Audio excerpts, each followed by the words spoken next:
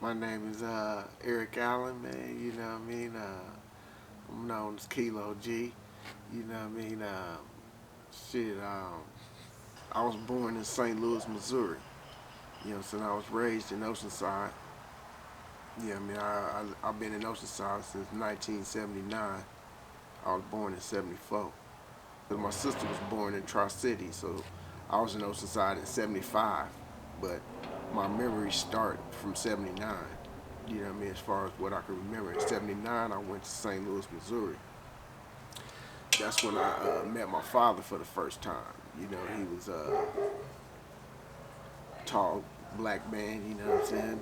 Like, damn, you got a big daddy, you know what I'm saying? And he picked me up in a Cadillac, you know what I mean? And I was like, wow, you know, been in a Cadillac for the first time, you know what I mean? And I didn't really trip off the car at that age, but I was in the Cadillac, I knew that. So, you know what I mean? We went to White Castle's, got a White Castle burger, pulled up to my grandma's house, you know what I mean? And I went in with my with one of my siblings, my sister, and my mom took us in the house. My auntie that came with us from California, she um she stayed in the car with my uncles. It was my uncle and my dad in the car. They stayed in the car. So we went in the house and hugged my grandma. And then next thing you know, I just heard shots. Pow, pow, pow, pow, brrrr, pow, pow, pow, pow, pow, pow, pow, pow, pow. Everybody like kind of stopped. Like, damn, what's going on? And I'm only 5 years old, so we just like, damn, what the hell is going on? You know what I mean? And so my mom just break out the house and run outside. You know what I mean? And my grandma, she run out of the house with, you know, she had on her duster, finna lay down, rolling her hair up. You know what I mean? She run outside, and it's my uncle. You know what I'm saying? He got shot in the head. You know what I'm saying? From the front. I mean, from the back, and his brains came out the front. He was in the back seat, so when they drove up, they hit him first. Bam. My dad was in the driver's seat, so he got out the car. He got hit in the back of the arm, and he passed out in the alley, running through a gangway. My auntie laid in the gutter, and they kept going and looking for my dad. So by the time we went out there, this is what we see is my uncle and my auntie coming from up under the car, like shook. We just got there, pulled up. You know what I mean? And so the ambulance came, and you know this it's like a real scene. Now you like, damn, this is your first time in St. Louis that you can remember. And you know your dad, my dad, he survived the gunshot wounds. My uncle died. So once my dad got to the hospital and he found out that his little brother died, he had a heart attack in the hospital. So it was a double funeral. My mom, she was like, I'm not staying here. She's dipped out back to California. Like this, she was scared to death. You know what I mean? Like this is crazy. So we stayed, me and my little sister, and we went to the funeral. You know what I mean? And so bam, after we went to the funeral, we went back. So we was always been going back and forth to St. Louis to Oceanside since '75. That's when my sister was born. She was born in Tri-City. So, you know, I pretty much been here all my life in Oceanside. You know what I mean? The age 5 is just when I met, like I was saying, that was a part of my first being of knowing of me being an individual in life, of knowing how my life started with a mother and a father and lost one at the beginning. And not having a father there, you know what I mean, it changed everything in the game. Where you feel like you the kid, you the protector, because there's no males, and I grew up with mostly females in my family, so I had to be a man at a young age, and that's what they called me when I was a kid, man. You know what I mean? And elementary started out for as me. I was a shit. I love basketball. You know what I mean? That was what I did. I was young, man. You know, I was playing at the boys club, Oceanside Boys Club. You know, all the little rec leagues and all that type of thing. So I played sports heavily. You know, I wasn't a bad kid. My grades wasn't that well just because of, you know, things that was going on in the household. You know, my mother, she drunk, you know what I mean, a lot of liquor, you know what I mean. So, you know, we had episodes just from what we was going through in life with her losing her husband at a time and need that we really needed a father figure around the house, being that it was never no males around. But I had two uncles, you know what I mean, and my uncle was, you know, on that life. So I know what it's like when you coming up, you know what I mean, to not have a father in your life. That shit, it plays a big part of your life, you know what I mean, you needed that. So to get back on to what I was saying is, once I got to that certain age and as growing up, you know what I mean, I went from me being a youngster, you know what I mean, in the school I grew up with guys that I came up in life. I seen most of the people come here that is from the gang, you know what I mean, that I've come from, because they all came from other states. You know, G-Man, he came from Connecticut. Flat tops, all that was going on. So we had that type of era. You know what I mean? Harvey and them came from Philly. You know what I mean? They came, that's how it was breaking back in those days, because I met Quilly and them first. They was fourth and fifth grade at Pacifica. You know what I mean? I got into it at the school. He invited me over to his crib. He just moved out there back in them days. When before the gangs even started. You know, everybody was popping, popping or breaking. Quilly was a breaker. Harv was a popper. Ski ball was like a breaker. You know what I mean? But that's how we came up. You know what I mean? We wasn't in, you know, we was into what the world was into. You know what I mean? We broke dance, and then it just went like a real, like a wave real fast. It went from banging into the gang scene. Just this switch, like doom doom. But it was already happening in other places, but it wasn't just right there for you to see. You start seeing, I saw people on the east side, they was like, you know, what you doing with that red shirt on? Cause it was like old nigga Fango, you know what I'm saying, Big Fango. And it was, I was just like, nigga, we ain't got no clothes, nigga, barely. You know what I'm saying? Like, nigga, that's why I got the shirt on. Nigga, you gonna buy me what? You know, that's how I kind of felt about it, you know what I mean? But I didn't know about the culture and shit until, you know, until I started getting, after I say that the 86, 86 was, and 87 was our Lincoln Junior High. And that was like before Quilly was graduating from Lincoln that year, and I was going in the 7th grade. And he was leaving, going to high school. So when he went to high school, he like kind of like brought it to me, because I was on my way up next, you know what I mean? And they was on the Ave, you know what I mean? I stayed on 201 Avenida, you know what I mean? And I stayed on Arthur Street, Monica Circle, you know what I mean? Redondo, Siesta, you know what I'm saying? I'm hood baby, you know what I mean? I was raised all up and through there. You know what I'm saying? 201 Avenida, Holiday Way, you know what I'm saying? I stayed in a lot of houses out there just because shit.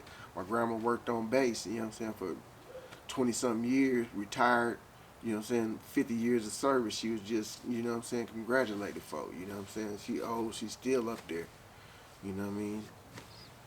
And, you know, and then it gets to the high school point of my life. It went from everybody being a breaker to being in a posse.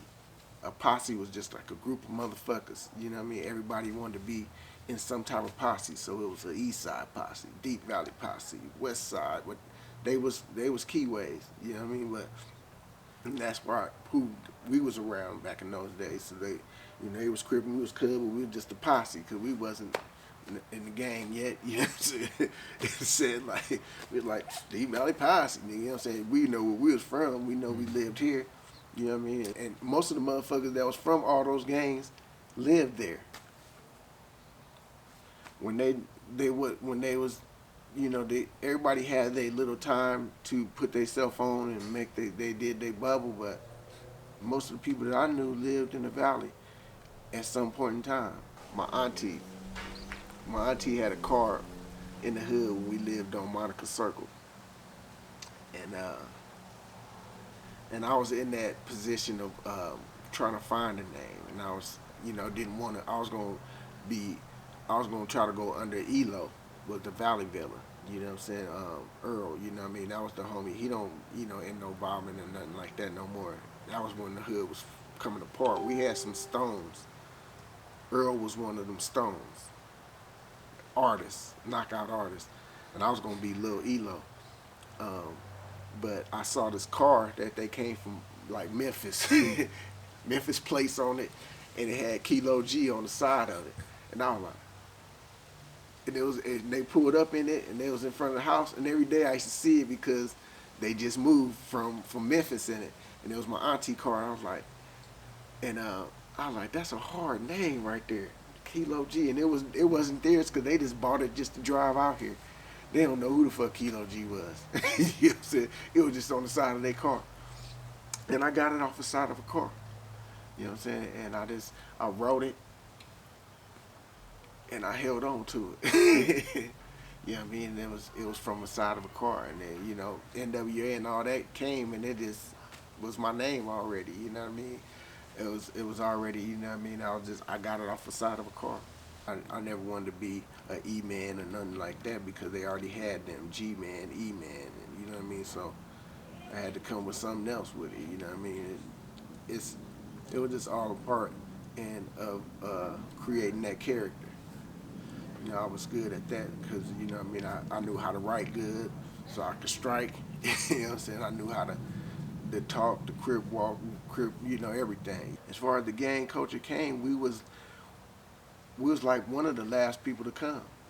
You know what I mean? And to be honest, around 86's, because Harv was the first one to go to prison. You know what I mean? And yeah, by the time he came home, it was DVC. You know what I mean? Because we were more a posse when I was younger first, and then he was in the pen when I came home.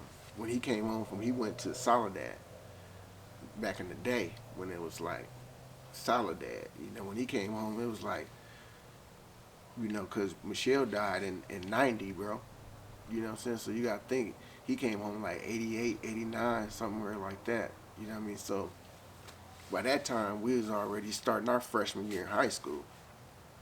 By the time our freshman year in high school, you got to think about how fast we grew from that like point in time. You know what I mean? It just went from here to here in like a straight up slope. When the game was introduced to me, I was late, you know what I mean, because they was doing stuff before, my generation came, you know what I mean, because I was like the end of the first generation, you know what I mean, from skee ball and you know what I mean. I was at the end of it because me and J-Lo was like the last in Demo, because we put Demo on, you know what I mean. We was the freshmen coming in that year. Tug, it was been around because of G-Man, you know what I mean? But he wasn't like, nothing until we came. You know what I mean? Because we was at that time that new Thrive, or what it was, because they needed youngsters because they was having to fade all of the ones that was older, that was over 18. And they was over 18. It was a lot of homies that was over 18 when, you know what I mean, when the hood started, you feel me? I was a kid when I started, you know what I mean? So some people came in as grown. That's how you get established, because a grown man starts some shit, you know what I mean? So we had homies that was like 16, 17 when the hood was coming together, you know what I mean? So they was like in that borderline fucking up anyway, you know what I mean? I was the youngest from the first generation, probably the youngest from everybody that's from the first generation. The youngest person by year. 74 summer baby. The last of them. That's why, I missed a whole lot, because during those transitions, when you guys came, I didn't know none of y'all. Because they're just like, yeah, Key was gone. You know what I mean? So my first time in the joint was in 92, 93, when the Three Strikes Law came. So from that, from 92 to I didn't get off parole till 99. You know what I mean? And I had to do 4 years max of parole. So they, I got extradited from St. Louis. You know what I mean? I was getting violations. I maxed it, and they started it over when really you only supposed to do a max. But I was out there in St. Louis for years too, and I had the daughter, the whole 9 yards, and they still brought me back straight to New Folsom and start your life right back over. And you've already lived out there for a while, had a job, violation, bring him back. And then it started me right back into the cesspool, trying to get out, trying to get established, trying to get on your feet. And it's always episode, trying to get an address that I could say, I live here, so the parole officer can come and I can get on my feet and find a job. Just getting that stable address where somebody can come and check it out. I ain't got shit, you know what I mean? I'm good. That was the hardest part, because nobody wanted to be like, no, they ain't coming to my house. You know what I'm saying? Don't bring it over here. I don't want it. I just don't want it. They can come over here anytime they want to, and it was a problem for family, for friends, for anybody. So that's the hardest part of trying to get out with $200 and thinking that you finna just start a life. It ain't gonna happen, because ain't nobody abroad ain't gonna want no broke motherfucker. So you gonna be in that same struggle, hoping that you can knock something. You know what I mean? Look as best as you can, and hope that your heart can get to somebody else's. You know what I'm saying? Because that's what it's built on, man. It's a lot of people ain't got no money, and no, when they strip you butt naked and you say bend over and cough, nigga, that's all you got till you get out. That little $200 is enough to get you the bus fare, depending on how far you is in the state. You know how much it costs to get from way up there in Sacramento. You know, so I done paroled and had to get on to Sacramento all the way back. My little bread gone. Be happy to get a little drink and sip on the bus on the way. They don't know what hard is.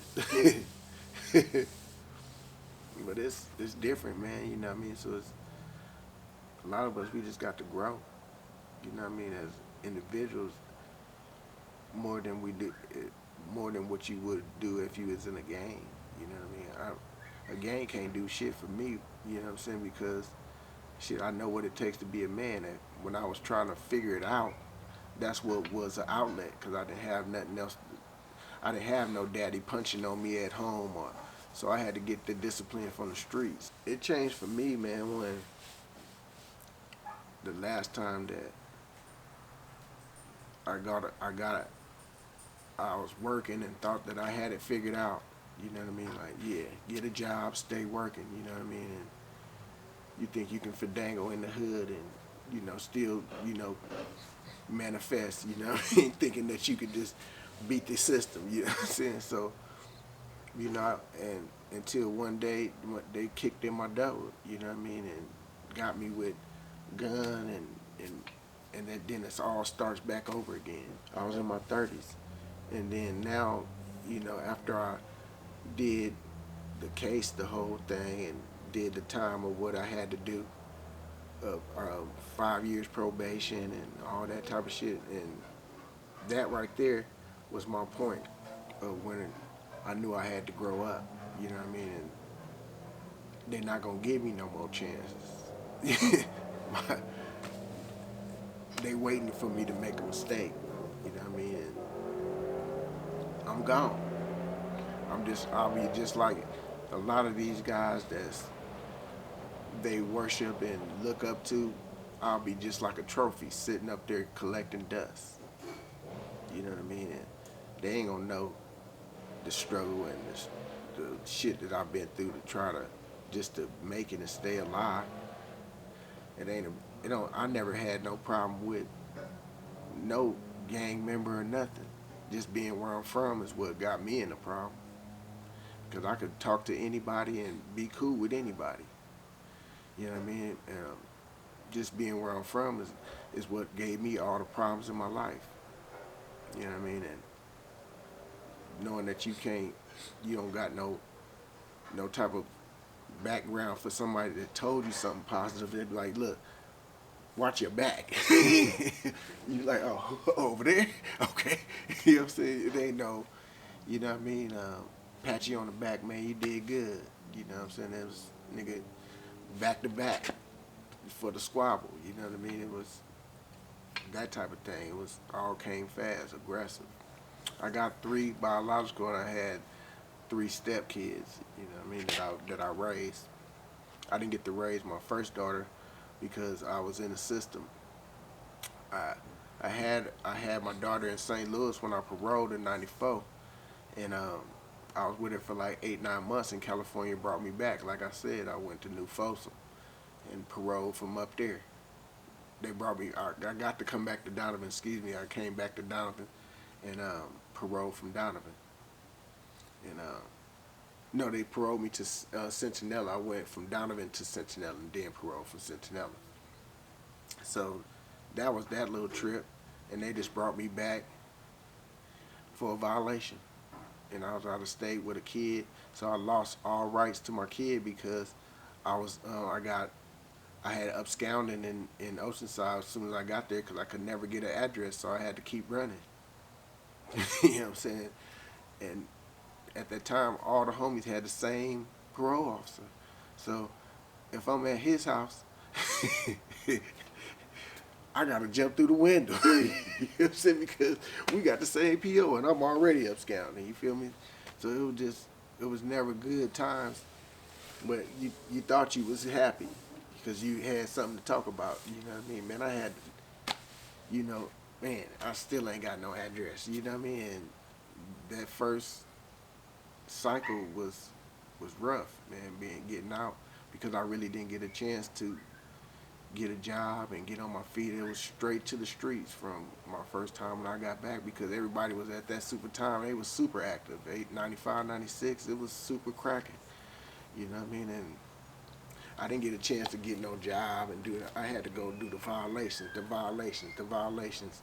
And more people's not knowing me, not knowing me, not knowing me. And the only thing they saying is just the negative, the negative, the negative. So who gonna want to fuck with somebody that can't help benefit to what you trying to do in your life? So most of the time you hanging with low lives. You know what I'm saying? Because you live in the Viva the Loca. You know what I'm saying? You just like, shh, I'll catch it when I can. You know what I'm saying? And that's what we were doing, catching cases though. You know what I mean? And you know how hard this life's been, man. And I saw the homie. We was at the Lavicchios, and the Raider van pulled up, and G-Man that day had his afro out. You know what I'm saying? Picked out. He had the big fro. You know what I'm saying? And I'm standing up there with him.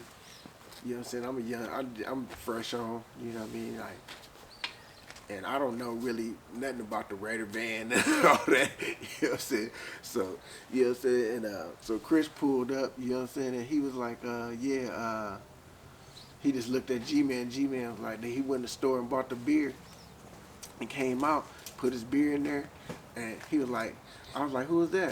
He was like, he pointed up under the sign, you know how they got the little sign, and she's like, and he had a red rag right there. I was like, oh, damn. So this is like your first, you know what I mean, real action going on. You thought you was cripping and shit till now you finna see what this action like. The homie get out there, you know what I'm saying? And he like, no, keep man, you know, cause that's how G-Man talk. He be like, no, keep man. So I was like, shoot. So like, you get out there, they G-Man, you know what I'm saying, and let him up. He didn't dog him or nothing. He just let him up and they just went their own way. He got in the truck and drove off, and we stood up in front of the Vicchios. Just a day in life, you know what I'm saying? Like, and they didn't come back or nothing.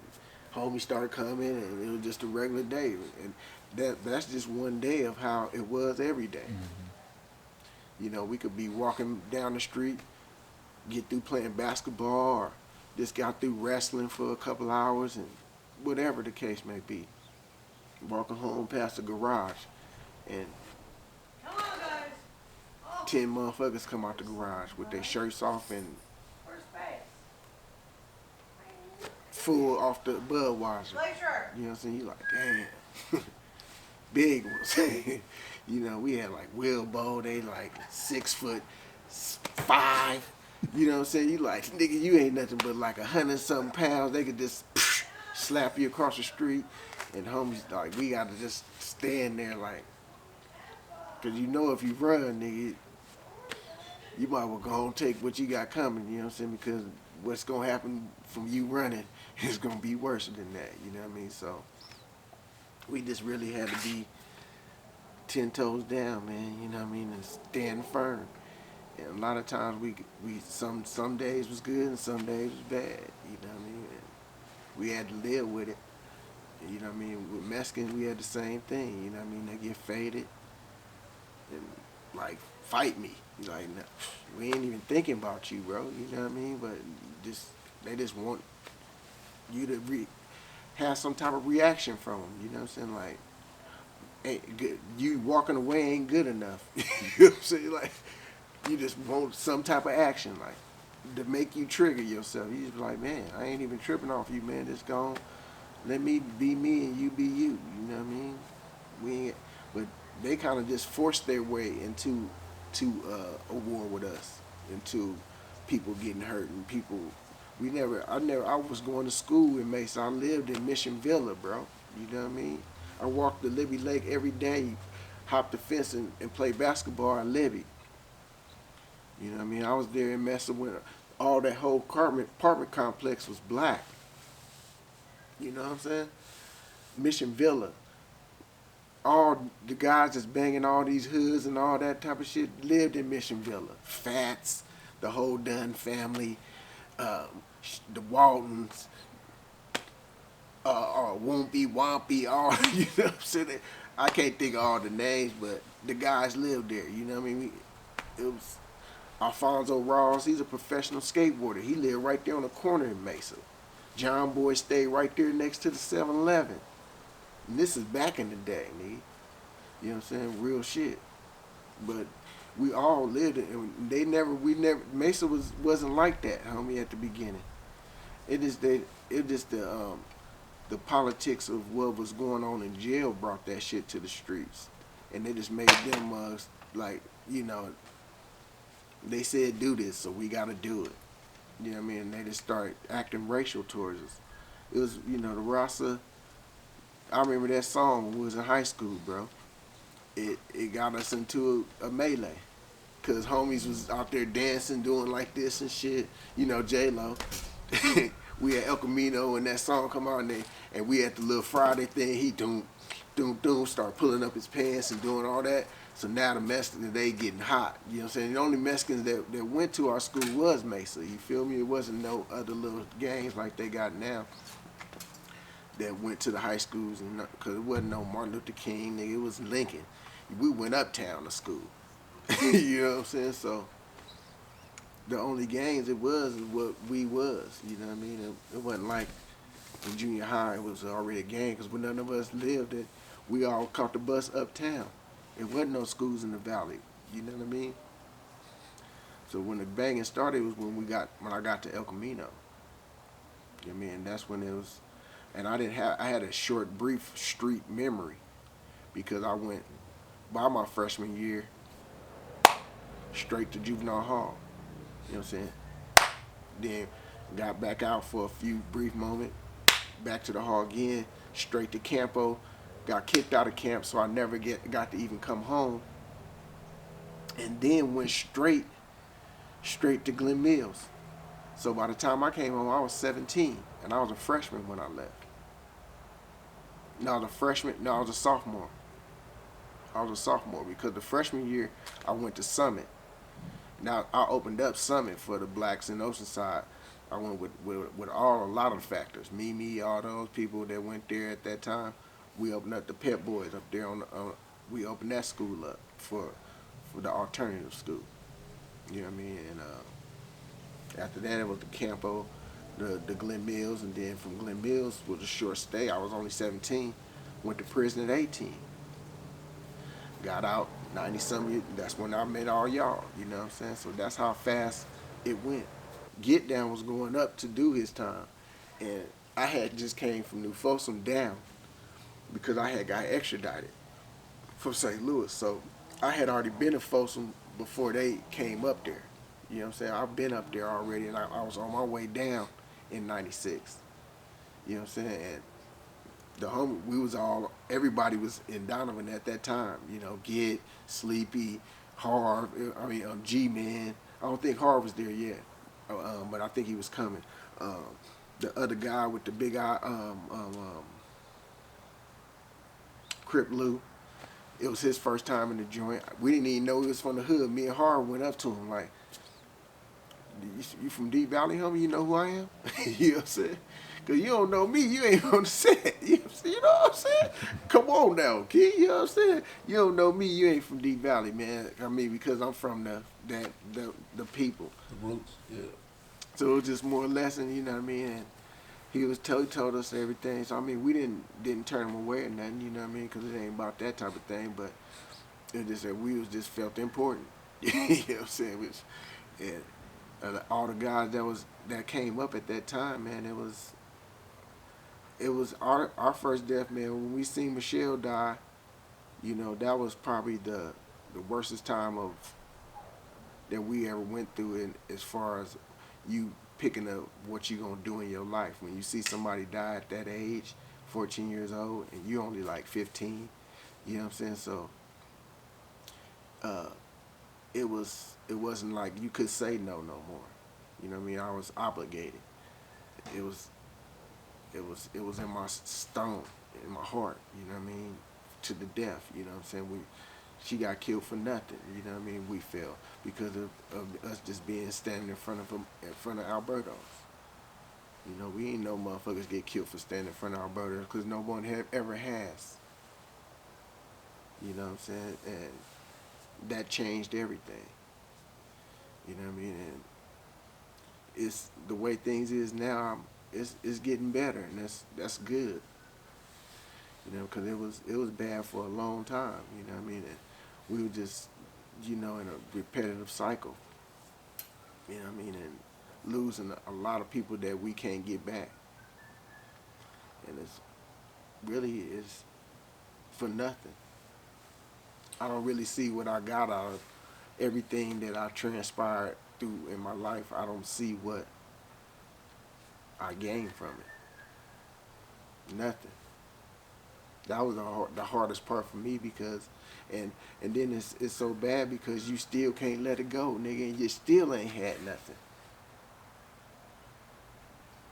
This shit it's a disease. You know what I'm saying?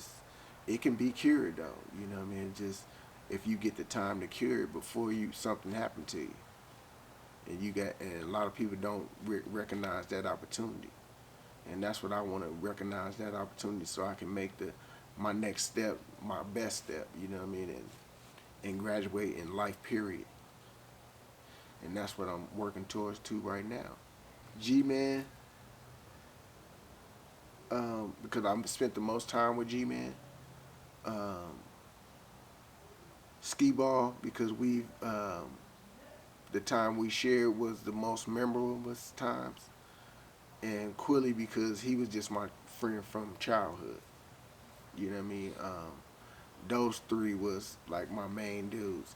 You know, Harv, once I always looked up to Harv. You know what I mean? Harv was just like our idol, because he was the one that took for those guys that we wasn't old enough for, we had one for you. And none of them can really fuck with him, period. So we wasn't tripping off the top, because we was already at the top. We just kept them up the ground level, because we had the troops. You know what I'm saying? We might have had one guy that was up here, but we had older guys that was up there, but they just wasn't up to his par. And I don't take nothing away from none of the older homies that's been there longer than me, like Roland, Wiz, and what the life that they put into this thing too. You know what I mean? But it was just that when that was the separation. It was like Harv and then G-Man. You know what I mean? And just in my eyes, because of the ones that I've just actually been around gang violence, and you know what I mean.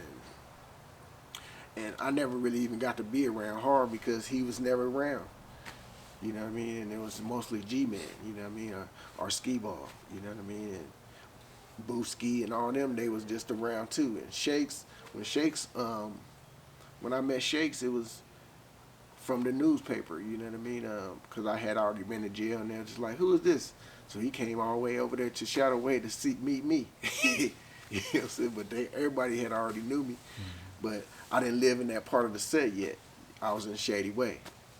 You know what I mean? Because my sister had an apartment over there. So that's how things transitioned when Demo came, you know what I mean? He was our freshman year. And then he wanted to get put on behind a 7-Eleven. I had to put him on. J-Lo was there, and he was like, that's the homie. Like, nah, nigga, we need your metal fist, nigga. You know what I'm saying? Help us out, nigga. You know what I'm saying? So me, Boo, Shakes, and Jock put him on back behind the 7-Eleven. You know what I mean? And he was handling us. He was handling us. You know what I'm saying? Shakes had to get him down, you know what I mean? So we can get him down. He was like, yeah. You know what I'm saying? When you put a nigga on, you like, yeah, I'm cool. You know what I'm saying? Like, this nigga's finna be terrible, you know what I mean? And he was already terrible before he was from the hood. He just chose the hood, you know what I mean? And he didn't have to. He could have been with Moses and them because they was his good friends, you know what I mean? But he chose the hood, you know what I mean? And because it was just any, you know what I mean? Kilo G was a motherfucker that jeopardized, you know what I mean? It was no, it wasn't no turn downs, you know what I mean? Eric Allen was an athlete, played basketball, you know what I mean, love sports, family orientated, always with kids. You know, people say my strength is old folks and babies because they both love me. You know what I mean? It's the in between that I had the problems with. You know what I mean? And you know what I mean? That's just the type of individual that I am. You know what I mean? I could be with anybody. I can, you know what I mean? If they just be they self. You know what I mean? With no extras. What I would hope life to be for me is having a nice chunk of money into this home, you know what I mean, and selling it and getting something else, or even renting it out and buying something else. And you know, being in a different position at my job where I'm not working as hard as I am because I am getting in my 40s, and I don't know how long a 40-year-old is gonna keep being able to do furniture moving people's houses. I'll be 46 this summer, so I'm in a transition of going to bid jobs and getting that part of the business is my goal within the next 3 to 5.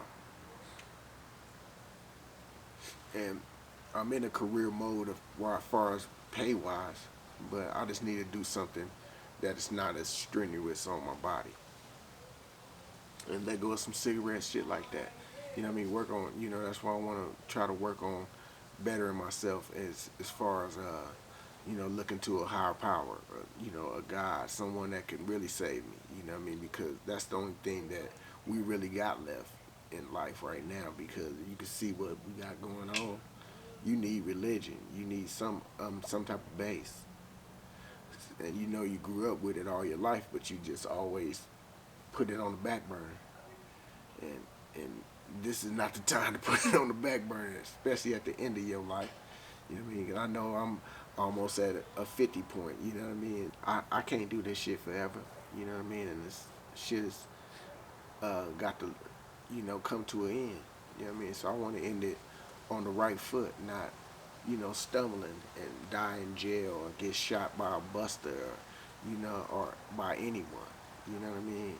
I don't want to go out as my name dying because a nigga killed me. I want to be able to die because of old age and then lived on to do something else. You know what I'm saying? I'm not finna make this my whole life. I've given it my whole life, you know what I'm saying? So I'm in that transition of a lot of people are going to either hate me or love me. You know what I'm saying? That's just something I'm willing to deal with. Guys out here, man, you know, that's out here, I just hope that us as people in Oceanside, that we'll be able to get back to Oceanside living, you know what I mean, when everybody was able to do what they wanted to do in Oceanside and enjoy the city. You know what I mean? You can go on any part of the town and, you know what I mean, and live comfortable, you know what I mean? And, you know, that part of Oceanside has changed so much because everybody's so territorial. And they don't want you over here, they don't want you over there, and you gotta be from over here, you gotta be from over there. I've been free for almost 10 years without going to jail. So, you know what I mean, I've been from my neighborhood since I was 14, so it's just probably like a 4-year gap of how long I've been on the streets and incarcerated.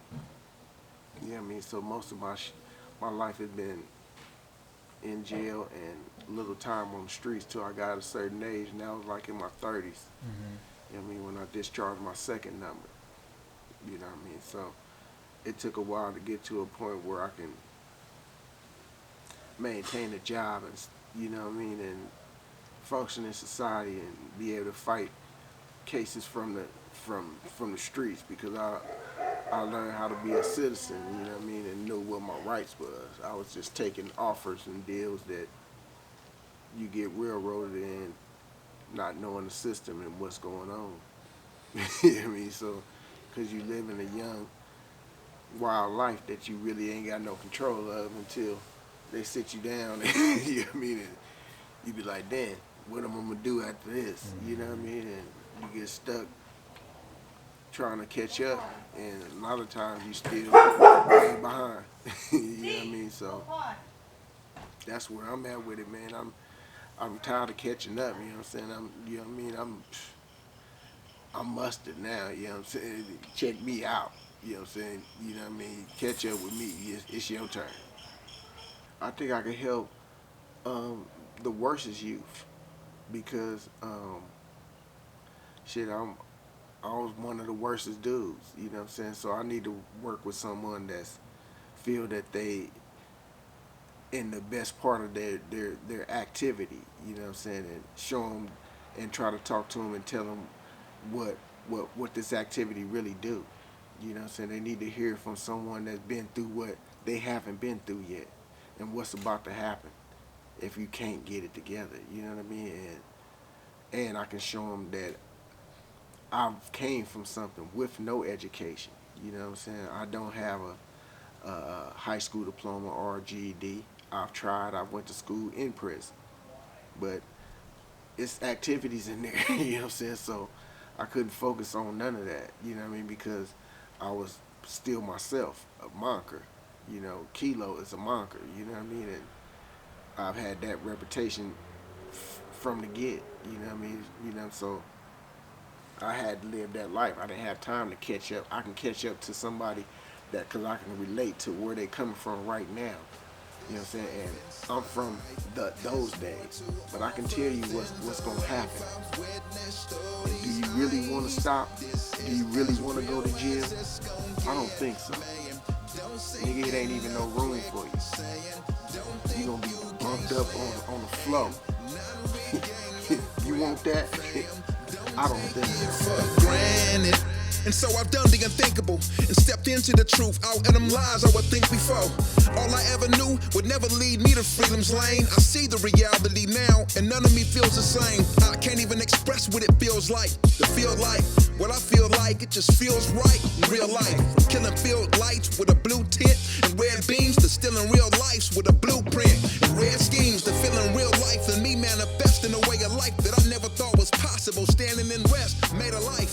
Yep, I entered in, forever situated by the grace that I'm centered in. I'm awake and I'm listening. Full immersion. Would you close your eyes? Let's pray. Heavenly Father, we come before you now. God, we thank you for this time that we've had together. We thank you for the communion of fellowship. We thank you, oh God, for like spirit.